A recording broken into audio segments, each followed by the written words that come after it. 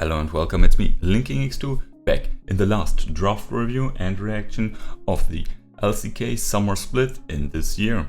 So, Hunger Life versus T1 is our final match of this split in the regular season. Chovy versus FAKER, and while Hunger Life is not in playoffs, they still have a chance at Worlds. T1 on the other side, with a 2-0 win, can lock in second place and a playoff bye, so this match is everything but not important. So we hope to see a fierce matchup in the mid lane especially, and then obviously T1 domination. So before we get right into the action, you know how it goes. Hit me up with a like and a subscribe to not miss out on future draft reviews, and support the channel. So let's dive right into the draft. So Hunger Life, you're picking up the Lee Sin as the first pick, maybe as a pick away against Oner from T1.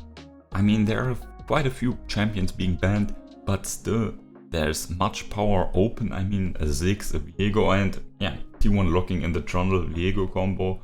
So they're not prioritizing the Ziggs, a champion which Deft has played historically. So that can be interesting. Trundle and Viego, obviously high skirmishing champions that can deal quite easily, quite comfortably with the Lee Sin. Ooh, and wow, Chovy throws down the gauntlet, picking up the LeBlanc here against FAKER. Ooh, whatever is going to come, FAKER's. Oh, and FAKER says no. FAKER says no. FAKER picks Lissandra. He could have picked everything else and fought with Chovy, right? 1v1 LeBlanc versus, I don't know, Zed or something. And he picks Lissandra. He says, no, I don't need that. I don't need to prove myself. Oh man. You could say that he doesn't have confidence, but I don't think that's it. I think T1, I don't think they care if they get first or second or third here.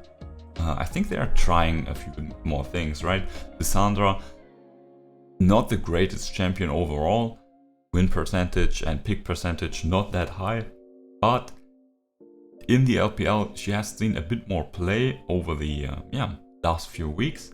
So maybe FAKER has found something interesting here, and the matchup Lissandra LeBlanc, we know that from what was that, 1 or 2 years ago, that's still quite good for Lissandra. Obviously she's quite tanky, and with her ultimate Zonias and so on, she's going to be a-okay against LeBlanc's engage here. So T1 here in the second half, Trundle, Viego, and Lissandra already picked up. So Trundle obviously is a flex pick, so is Viego. They can go in a multitude of positions, right? Trundle can go in top support and the jungle. Viego can also go in top or jungle. So we predict here the Ezreal or an AD carry to come in to keep up the flex, and then block in the last pick here to finalize the positioning for the Trundle and the Viego. Lissandra obviously can also go into the top lane theoretically, but here locking in the Ezreal against Hunger Life's comp.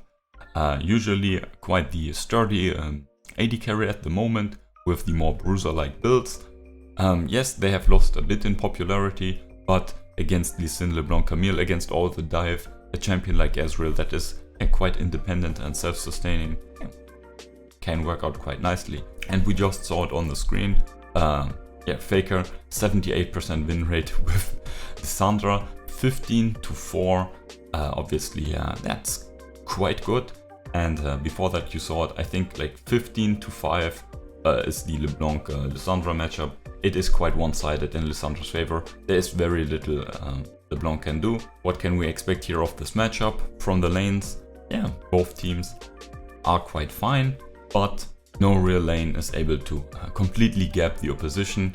So we can expect a bit of a more calmer early game and more farming, because there's not really an avenue to really demolish the enemy. In the skirmishes and in the team fights, we can expect a bit more, because both teams really wake up on 1-2 items, and in these early skirmishes most of their champions are online. Hunger Life with a bit more of an aggressive approach, with no real front line. On the other side, T1 with more traditional frontliners and more traditional tankier champions. Based on the ease of execution, I would stick with that assessment and give the edge of this draft here to T1.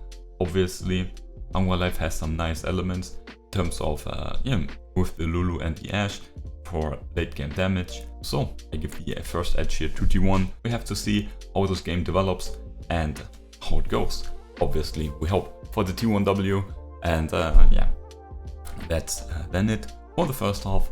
See you in game number 2.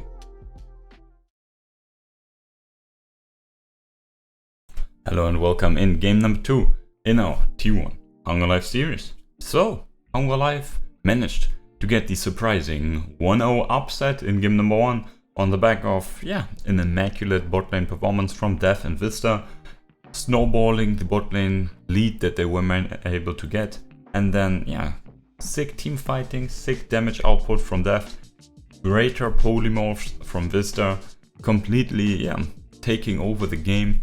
And there was very little T1 could do after blundering and deciding a Baron fight, losing 6 kills in this team fight.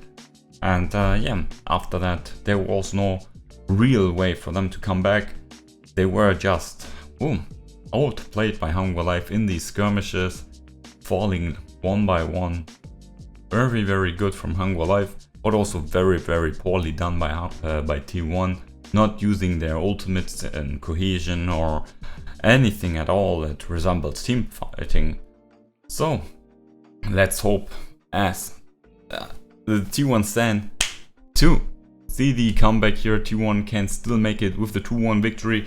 They have the chance to get second place, but that requires Nangshin to lose 0-2 against Genji in the following series. That's a worry for a later date. Now let's get right into the draft. T1 here locking in their favorite Renekton pick on the blue side. So they go with now more aggression after drafting a bit more of a scaling comp in game number 1.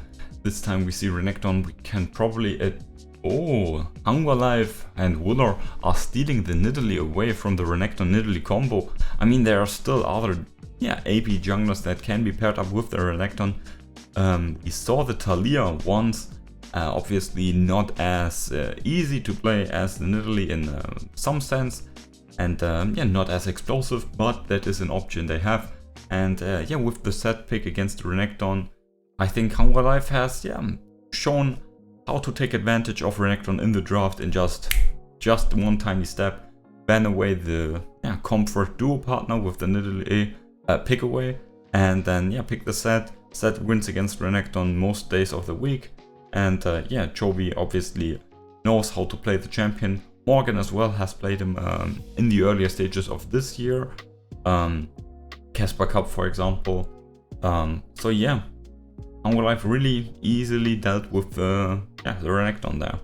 Wow, with smiles on their face, you see T1 locking in the cannon and the Graves. So Graves has been picked once in the entire LCK Summer, and that was lost. I think it was quite recent actually. And with the cannon in the top lane, the AP AD duo will be the top jungle instead of the mid jungle. Renekton Graves, obviously that's an explosive combo, but against the set potentially in the mid lane, he just will get one armor item and then be fine. So T1 here, not really making much progress in that department. Renekton is more or less gone now. Camille picked up here for Morgan in the top lane. So Camille versus Cannon. Similar matchup to the Gnar versus Camille matchup in terms of range advantage again for Canna. This time we can expect the Graves again to show up there. Oh, they locked in the Tahm Kench. If anyone ever has watched the LCS or the LEC, Tahm Kench is giga broken. He's an unstoppable monster. We will probably see him here in the support position, but I mean, I wouldn't be surprised if Chovy picked them mid lane or something. And here we see Jin, Leona being locked in for T1, rounding up their comp. So overall going for a way more aggressive lineup here. Cannon in the top lane with the range advantage against Camille, hoping to get pressure there. Graves versus Nidalee, very old matchup.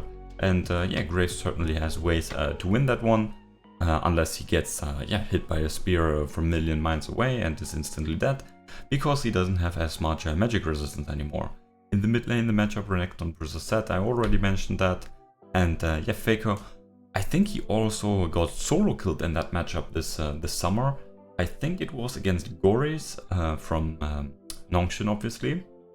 But yeah, that will be something. Renekton obviously usually a lane bully, but against the Set, that's not how it goes, especially not in the mid lane. And the bot lane matchup with Varus and Tahm Kench against Jhin Leona.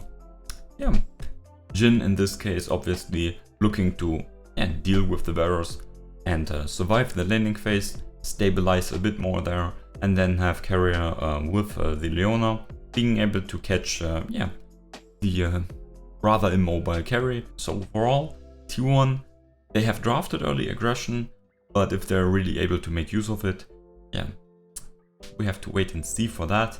It is not looking too likely that this will be a walk in the cake again for T1 here. So, let's wait and see if T1 can make it and equalize the score 1-1. And hopefully we see each other in the draft number 3. Till then, hope you liked it so far. You know what to do then. So, we're back, but not with game number 3, because T1 managed to lose 2-0. Yeah, shit happens, I guess. So, yeah, that's it. There's no more chance for second place, so they will, play the full playoff bracket. Hunger Life, obviously, that's not it for them. They are going to play in the regionals and still can make it to Worlds. Korea obviously sending 4 teams this year. So for either T1 that is looking quite bad right now, or Chovy and Hunger Life, there is still a chance for both of them to, or there are still multiple chances for them to make it to Worlds. So let's not worry about that yet. Yeah, let's just talk about playoffs for a short second here. T1 with this loss, they have to play probably either Genji, maybe Liv Sandbox, a FAKER. Not matchups that you can be comfortable in at the moment. With today's performance, we can't really be certain after something like what we just witnessed. And even the series before against Dragon X. Check that out if you're interested. But even there, T1 was not looking too clean. So, a lot to work on for T1 here against any potential opponent in the playoffs. And let's hope next time we see each other there's more reason to smile. But if you enjoyed yourself today, regardless, hit me up with a like. Really helps out the channel a lot. And consider subscribing to not miss out on the mentioned playoff content that is just right around the corner. It will be awesome, it will be amazing, and you want to be there. So, see each other then. Hope you have a great time.